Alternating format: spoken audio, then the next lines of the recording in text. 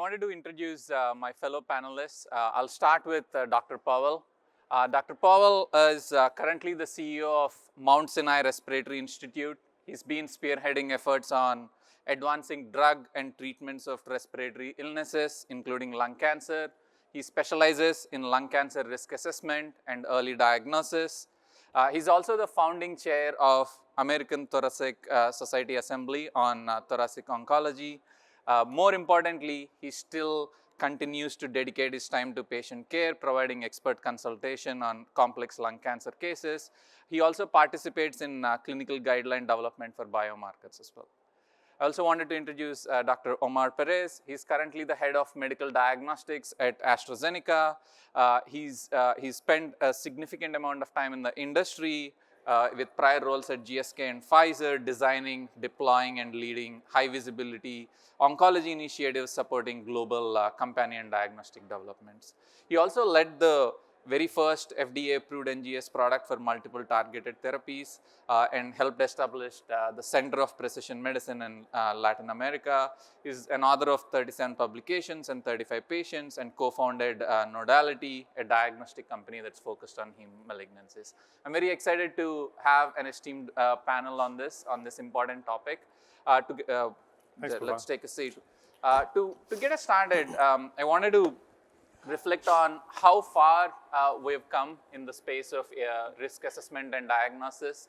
If you look at all the way from the 1990s, right, the very first research that started on AI radiology was in breast cancer in the 1990s, that evolved in the early 2000s and 2020s to more research and significant number of approvals on AI-based softwares for breast cancer as well as lung cancer. And in the early 2020s, we've also seen it evolve to new tests like Gallery that's launched in the US for multi-cancer early detection, as well as Lunit that's been approved for breast cancer detection as well. So we have seen a significant number of approvals in the last 20 to 30 years that has helped us get the field of risk assessment early detection progress quite a bit, right? And even if you look at the number of approvals that have happened in the last 10 years, we've seen a significant number of approvals for AI, ML-enabled devices in the last few years, with a large portion of them, as you can see there, focused on screening with significant research interest in breast cancer, right? With that, with all these advancements that have been happening, I'd love to get a provider perspective on how have healthcare providers like yourself, Dr. Pavel, leveraged AI for risk assessment and diagnosis. Thanks, Pavan. So I'm a pulmonologist. I care for patients who have lung cancer or related conditions and other pulmonary conditions as well.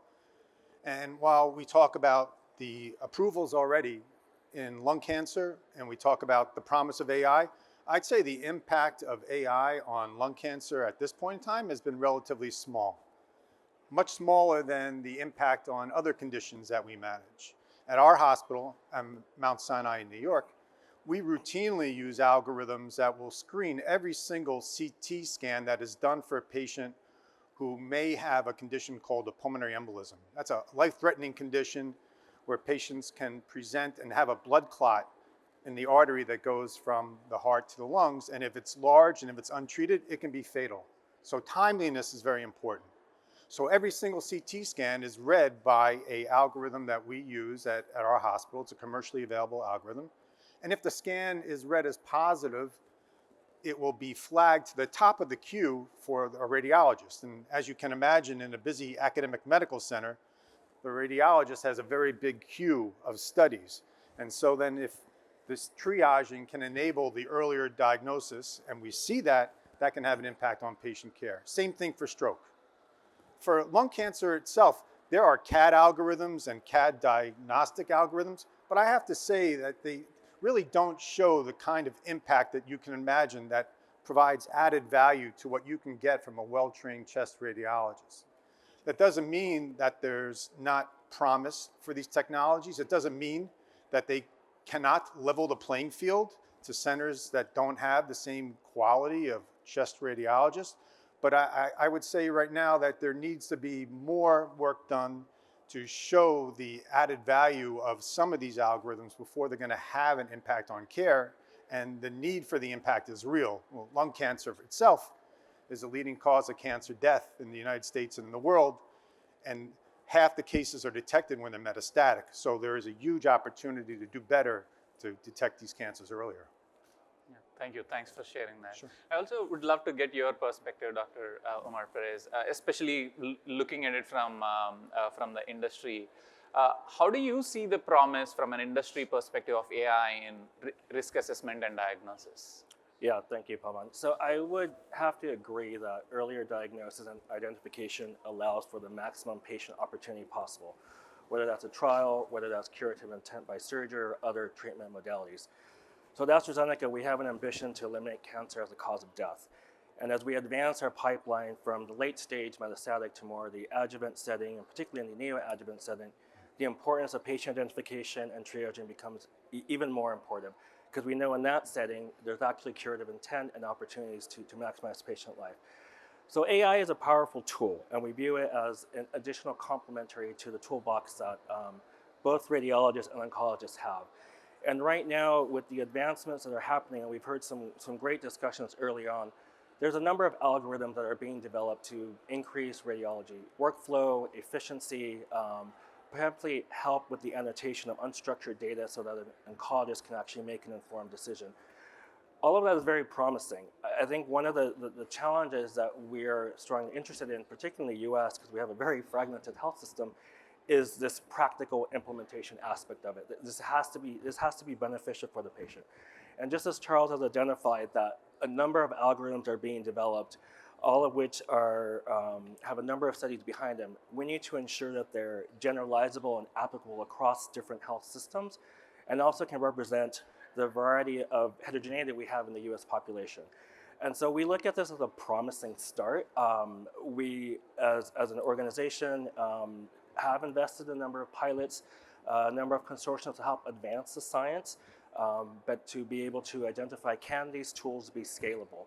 And so at the end of the day, with the radiologist viewing every single scan, with the oncologist viewing every single output, whether it's radiology reports, whether it's pathology reports, as well as what they know from standard of care treatment guidelines, the synthesis of all the information is actually getting more and more complicated. So we look at these enabling tools, but I have to agree that there needs to be an incredible amount of validation and then also verification that they actually are beneficial.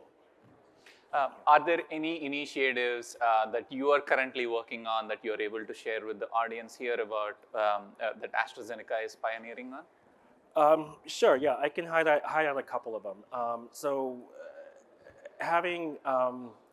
Having actually been a member and part of, for example, the Civil Consortium, which is an algorithm that's looking at predicting recurrence from low-dose CT scan to likelihood of actually developing lung cancer.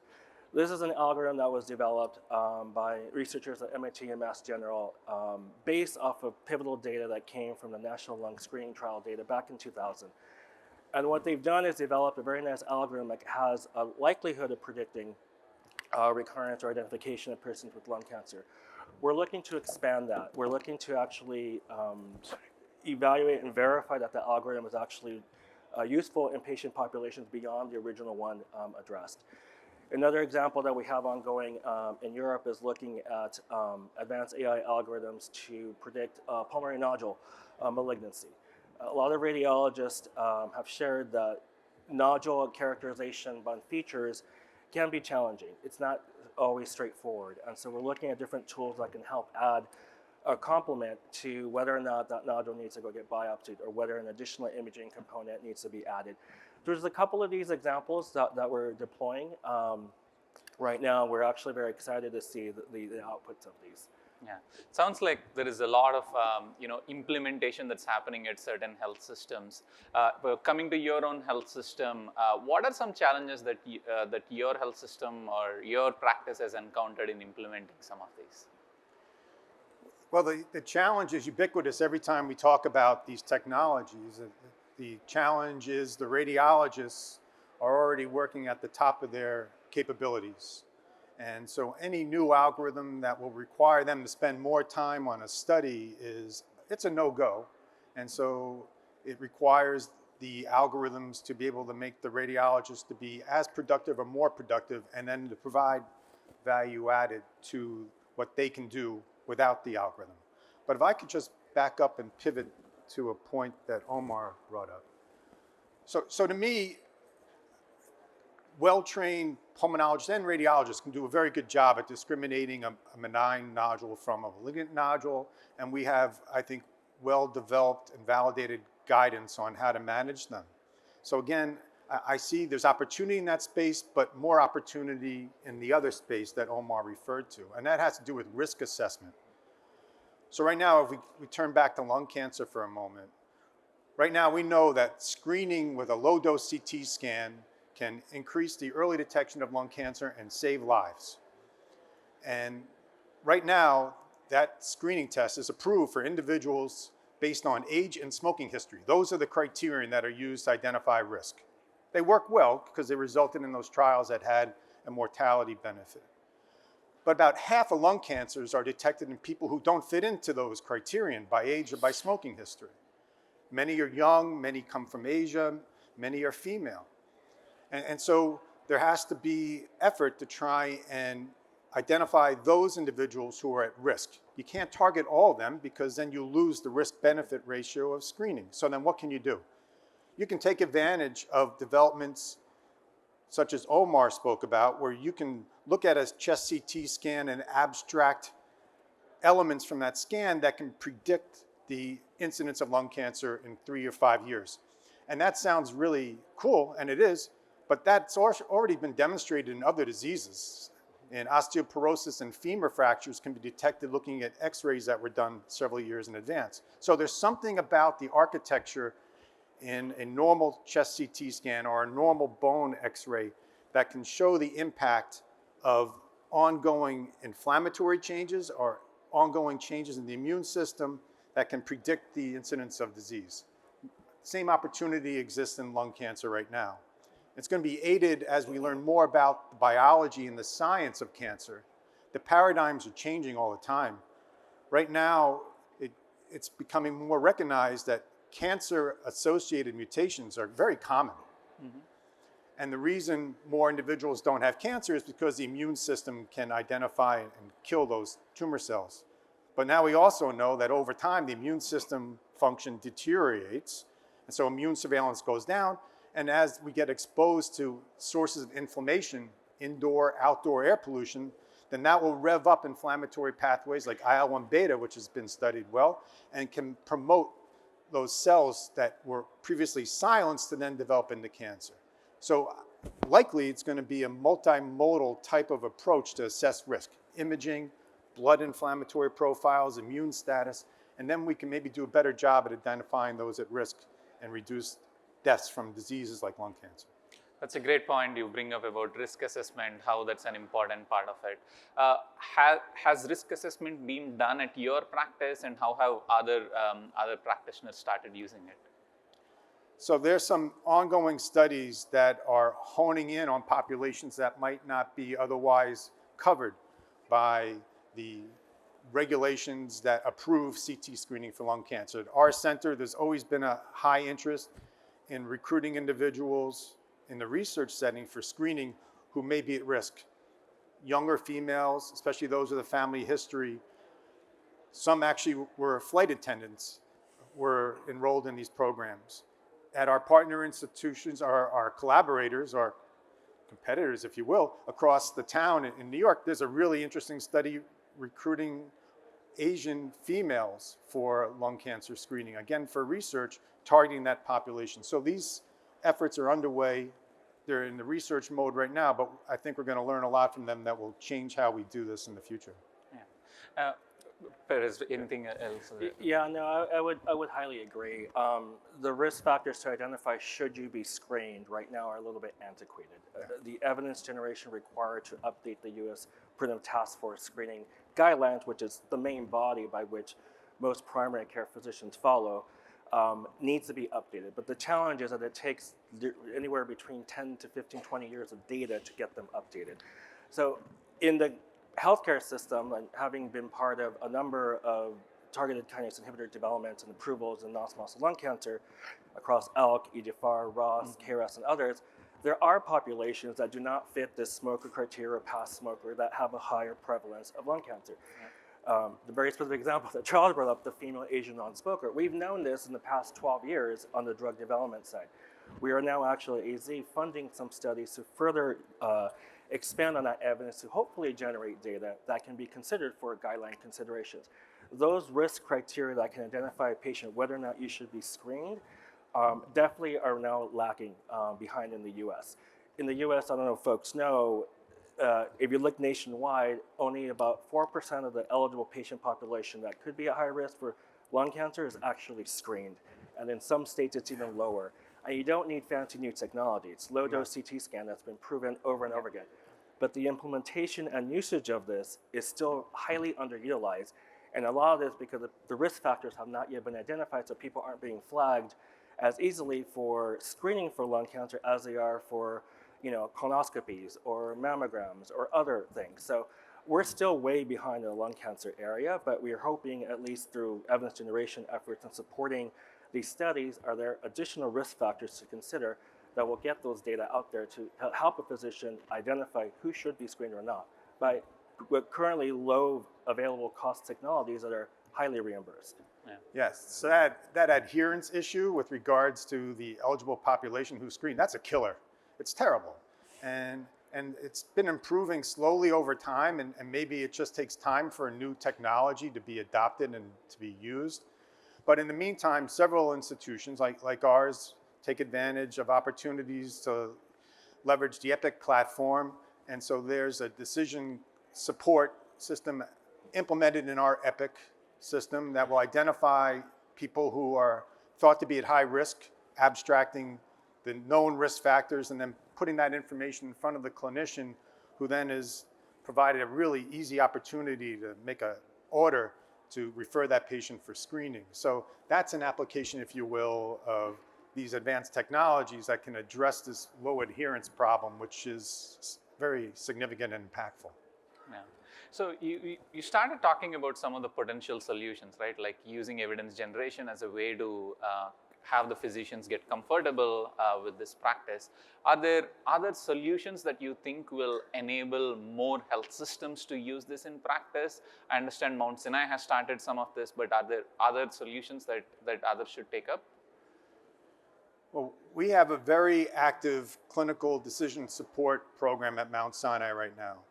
And so we have algorithms in place that have been developed over the past 5 or 6 years to identify patients who are in the hospital who are at high risk of developing delirium. And so now that has changed how we identify prospectively those individuals and get help to them. Same thing for identifying fall risk. Same thing for being able to identify characteristics associated with malnutrition. That helps us with having a dietary intervention and also helps us with coding, which is important, of course, for us to increase our revenues. So we, like many institutions, are doing this in a very robust fashion. And these algorithms work really well within an institution in which it's developed, even within a health system. But of course, we're talking about tools and the goals that we want to be able to be generalizable outside of academic medical centers and available to patients regardless of where they live or what they have access to. And that goal has not been achieved. Yeah, and AstraZeneca has been a pioneer in precision medicine, right? And has made a lot of inroads in early intervention as well. What are some of the solutions that you are looking from an industry perspective beyond AstraZeneca that should be taken to the field? Well, I think importantly, so we collaborate with a number of health institutions and systems, like particularly like folks like Mount Sinai. So we're also learning in the implementation aspects of it. And what we like to do is take the best cases and then exemplify it to other more nimble or resource constrained environments. So there's a lot of good practices that an institution like Mount Sinai can initiate and learn from, that we end up supporting a variety of quality initiatives to help a system that doesn't have those capabilities just yet. Out in the rural community, they don't even have radiologists, for example. So IT infrastructure and sort of a teleradio console is very important. Patient adherence is a big one. You get outside from the AMC centers, people can't even go to the center. So there's a lot more barriers that persist.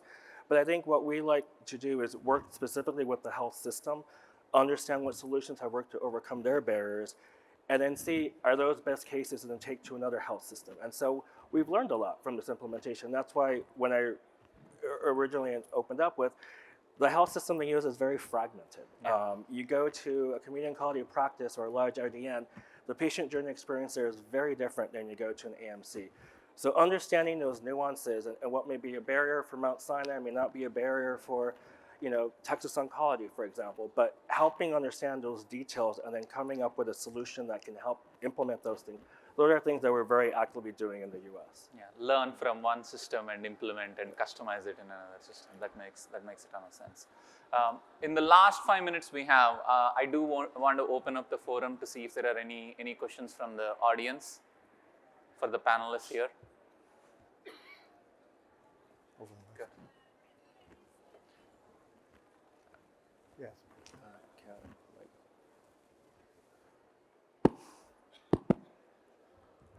Is there any study showing the incidence of lung cancer in pilots and flight attendants?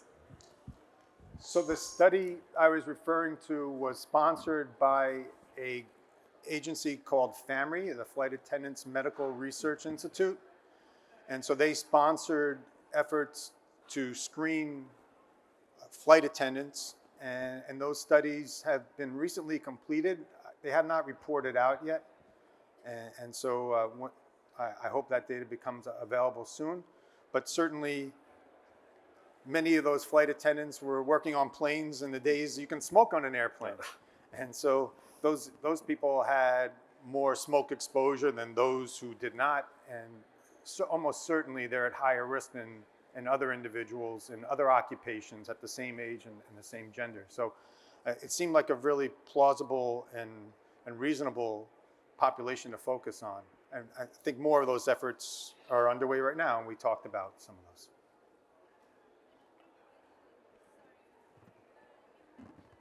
Only 4% of people who should be screened for lung cancer get the CT. What can we do as clinicians to improve that? Are you going to change the criteria? Because when I order the CT, I have to make sure the insurance covers for it. Yeah. Yeah. I'll do that. You want, I can take part and then you can, from our end, we can't just change criteria. We have to develop studies and evidence to help advise and hopefully on recommendations those can get updated. Now, we can partake in the study data generation aspect of it, and that is our hope, to expand risk criteria so that a physician will have a broader checklist by which to evaluate. There's different tools on the implementation to be aware of what that is.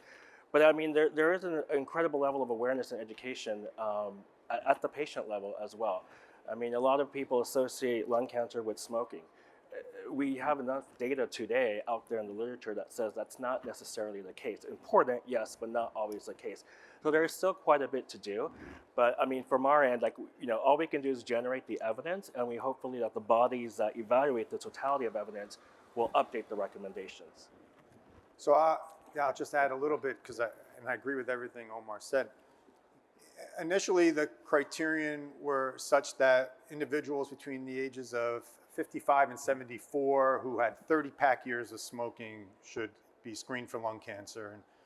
And there were data to show that was probably not sufficient to cover all at-risk populations, especially those from disadvantaged backgrounds. So now, the criterion has changed. It's 50 to 80 and 20-pack years of smoking. But even that does not get the orders done. So the adherence rate is for the population already identified at high risk. And so I think we have two problems. One is we're not capturing all those at risk, but the bigger problem is even those who are at risk, we're not sending them forward for screening. That's the big problem. And so there needs to be, I think, a larger effort from those who oversee the delivery of care, whether that be at the health systems or the professional organizations, to enhance education and develop strategies to make it easier for clinicians to order the test. It's pretty easy to order the test. And so then if we can make that more feasible, then then at least we can get that high-risk population in, and then we can then also simultaneously expand the at-risk population who would be eligible. Time's up. We have time for one more question. Hi, Devolina Sarkar, Senior Director of Business Development at Lunet. My question is, both to Charles and Omar, if we are looking at developing forward-looking, future-looking models using CT-based and even pathology slide-based AI models for screening patients, say, for example, in the IPN, high-risk patients for pulmonary nodules who are typically benign and do not have good follow-up, so on and so forth, right? If you're looking to develop solutions like that, and if we are looking to deploy those broad scopes, what would be your recommendation to enable solutions like that? Would it be a regulatory approach, taking the class 2 device approach, or would it be more around making these tests, enabling these tests at local hospital networks, starting out there, knowing that payer coverage will follow? What would be your recommendations for getting solutions to patients earlier while still keeping in mind that there is payer coverage to follow? That's a great question and a really hard one. And I would say that what we're really talking about are what can be considered to be quality of care metrics. So a quality of care metric that's reasonable proposed is that eligible individuals who would fit in the criteria for lung cancer screening are provided an order for lung cancer screening. And similarly, for incidental pulmonary nodules that you referred to, a quality criterion would be how many cases are appropriately managed and don't turn out to be a large lung cancer at advanced stage that falls through the cracks at a particular institution. Those right now are not accepted as universal quality metrics. Many hospitals have quality metrics that they pay attention to, and we see that when they have to pay attention to it at the risk of penalty or at the risk of establishing commercial contracts for their care, then the appropriate resources are allocated and attention is paid. We don't have that right now in these areas of lung cancer, and perhaps that's an area that simultaneously should be dealt with. Omar, what are your thoughts? Yeah, no, I would agree. I mean, I think there's a little bit of flexibility within an institution to help deploy some of these and develop some value-based metrics. But typically in the U.S., to get wider scale reimbursement, you need to do the studies and go largely through the regulatory process to get it into guidelines and then get adopted. I think with Lunet, we actually have a partnership in Europe where things are a little bit different, but where we're trying to establish clinical utility in that environment to then be able to see how we can scale that up. I think you have to evaluate the model because at the end of the day, if you're introducing a new technology, a new modality that doesn't fit current reimbursement schemes, it's an uphill battle. If you can crosswalk to current schemes, it's a little bit lower, a little bit easier to do so. But then I don't know if that brings back the return on the investment you initially put in. So you're going to have to evaluate that. But I think working with the data generation at an institution to demonstrate value, you can build from it rather than coming in from a strictly product perspective, because then that's a little bit more challenging. I know we're at time. Thank you, Charles. Thank you, Omar, for sharing your perspective on this important topic of lung cancer screening. So we really appreciate your thoughts. Thank you. Pleasure.